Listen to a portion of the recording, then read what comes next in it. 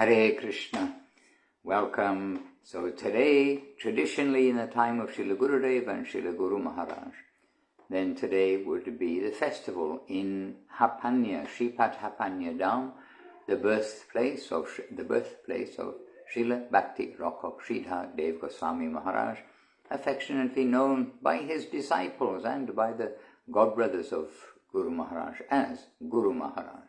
Means the disciples of Srila Sridhar Maharaj would call him Srila Guru Maharaj, and the disciples of Srila Bhakti Siddhanta Saraswati Thakur would also call Srila Sridhar Maharaj Guru Maharaj, following the example of Srila Gurudev, Srila Govinda Maharaj. So I know that there are links there on the web today for reading and for hearing about Vaman Paradam, but we also know, reading and hearing about Hapanya Dham, but we also know that they're not always read. So I'm going to read just two excerpts, first of all, from Affectionate Guidance about Hapanya. So it is the chapter, A Day at Hapanya, and the very beginning of that chapter is really very eye-opening for us all. Srila Govinda Maharaj, Srila Bhakti Sundar Govinda Dev Goswami Maharaj, Srila Gurudev, is speaking in Hapanya Dham. I offer my obeisances to my respected godbrothers, godsisters, and the villagers of Sri Hapanya. Today we have very happily come to Shripat Hapanya Dham. Our destination is Goloka, even if we may not know where Goloka is. However, we must know that the abode of Goloka has personally become manifest in this world as the abode of the Divine Master, the residence of the devotees, and the temple where the deities are worshipped. Today, whether we can perceive it or not, we have arrived at this holy place, which is non-different from Goloka Dham. So whether we perceive it or not, we have arrived in this holy place, which is non-different from Goloka Dham. So first of all, this is our eye-opener. Then Srila Gurudev is giving some talk there in Hapanya about something of the history of the temple and the cooperation and happy cooperation of the family of Srila Guru Maharaj still living at that time in Hapanya. And then presently, Srila Gurudev says about the day that they brought Srila Guru Maharaj happily. Guru Maharaj came happily to identify his actual birthplace, and along with some very venerable Vaishnavas, godbrothers of Guru Maharaj. And then Srila Gurudev says, that day we came here with Guru Maharaj. A humble meeting was held here in this very place. As shelter, only a tarpaulin was erected above our heads. We sat on the ground, and Guru Maharaj sat on a chair. He discussed various shlokas. At that time it was my greatest fortune to hear a special shloka from my Guru Maharaj for the first time. Guru Maharaj wanted to inject in our hearts with the feeling that we had come to the holy abode. So, Guru Maharaj wanted to inject our hearts with the feeling that we had come to the holy abode.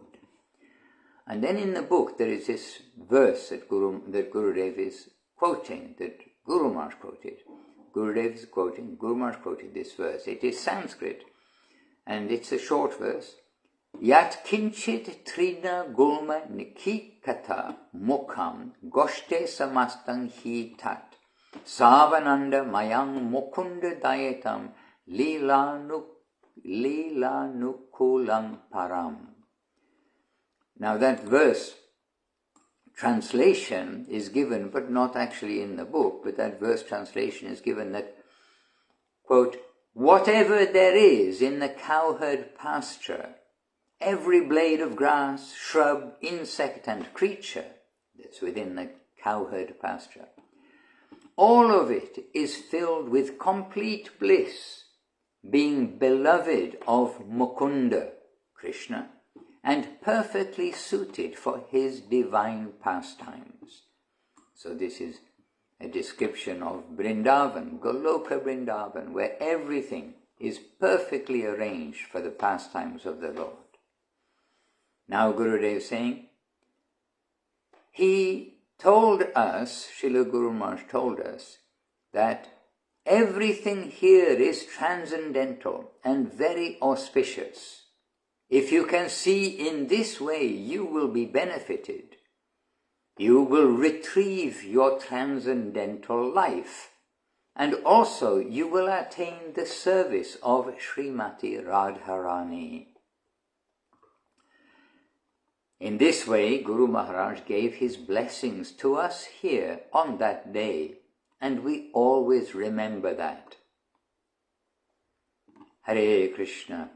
And Gurudev says, I have tried to speak a little of the glories of Guru Maharaj for his satisfaction, and I know that if I can see the meaning of his shloka, my prayer must reach its destination very easily. Hare Krishna.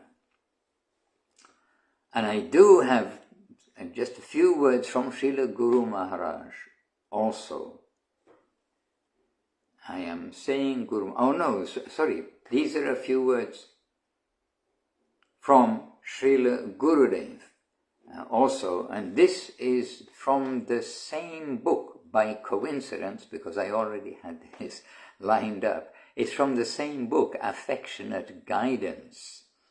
And from elsewhere in that book, then Srila Gurudev is saying, after some discussions, he's saying, so we can see that knowledge and transcendental knowledge are not the same thing.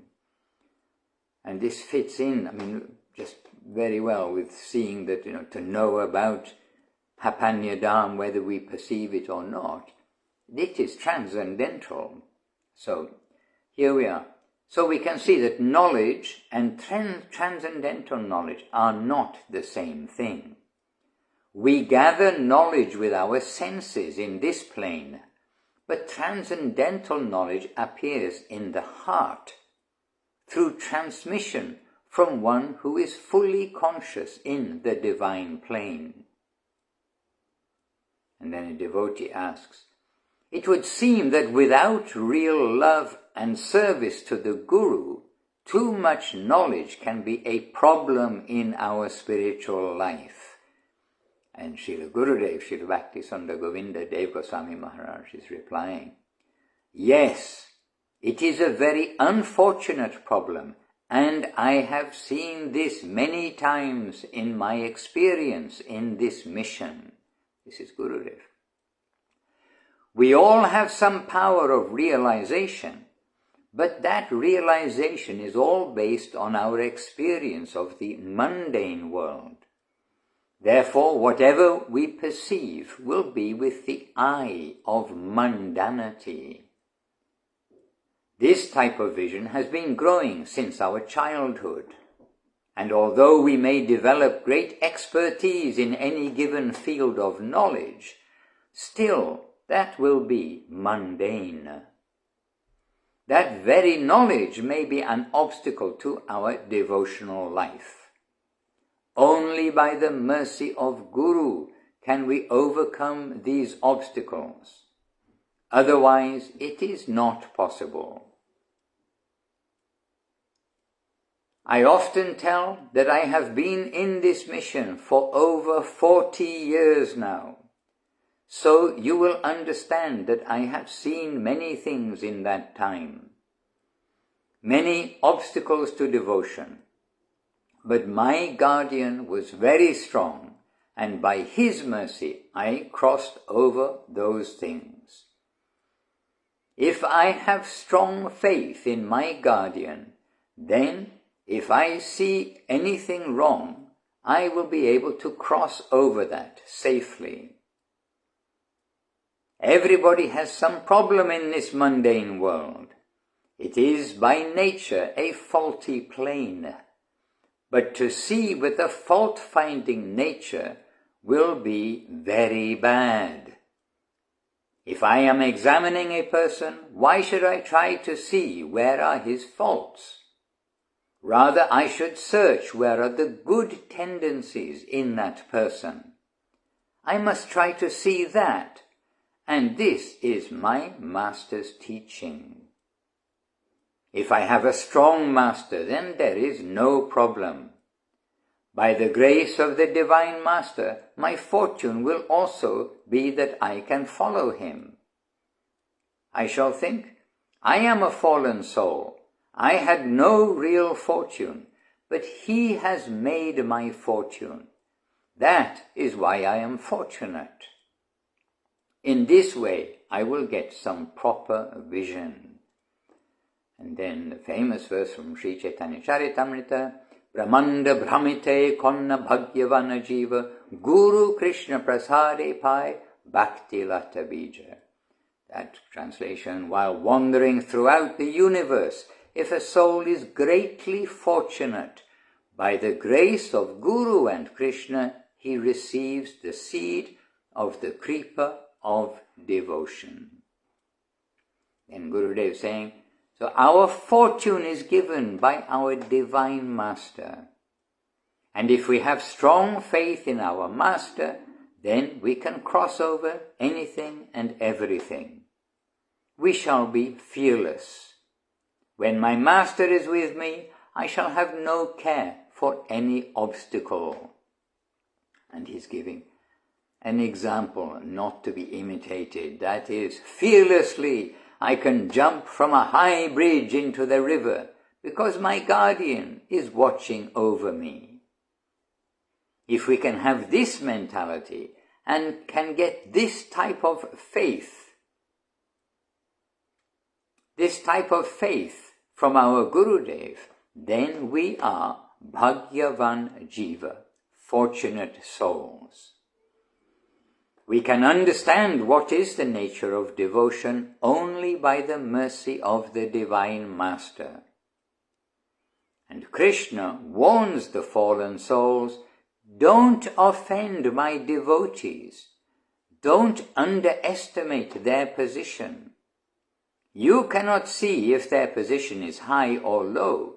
So, whenever you see my devotee, bow down to him and try to get his mercy. If you can get his grace by any means, that will be your greatest fortune. Hare Krishna. So today is another day in the calendar where special grace is flowing, and in remembrance of the Hapanya festival that will be held at this time each year, then we can be connected with the glorification of Guru Maharaj through the vision and heart of Srila Gurudev, and thus, with good fortune, we may please them, satisfy them, and we can pray at this day, on this day, at this time. We can pray that they may be gracious to us, that we may maintain our faith and also grow our faith in the wonderful pastimes of the Vaishnavas, the Lord, and of the Gurus in particular who are guiding us to our home.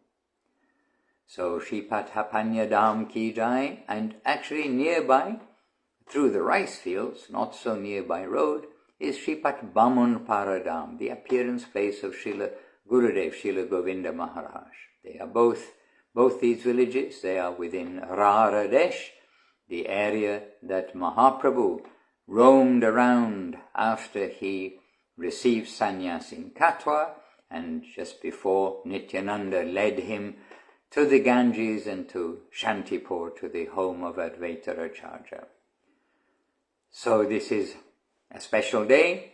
You are all special persons. We are talking special subject matters and trying to share the heart of Srila Gurudev, Srila Guru Maharaj, which means also Srila Prabhupada, and of Bhagavan Srila Bhakti Siddhanta Saraswati Thakur and our Sri Rupa Nuga Guru Vaga. So a short few minutes, but something to contemplate today with our head at the feet of the Vaishnavas and of Mahaprabhu. Vanchakalpatarubhyascha kripa sindhubhya evacha patitanam pavanebhyo Vaishnavebhyo namo namaha. Shri Krishna Chaitanya Prabhu Nityananda Shri Advaita Gadadhara Srivas Adi Gaura Bhakta Vrinda.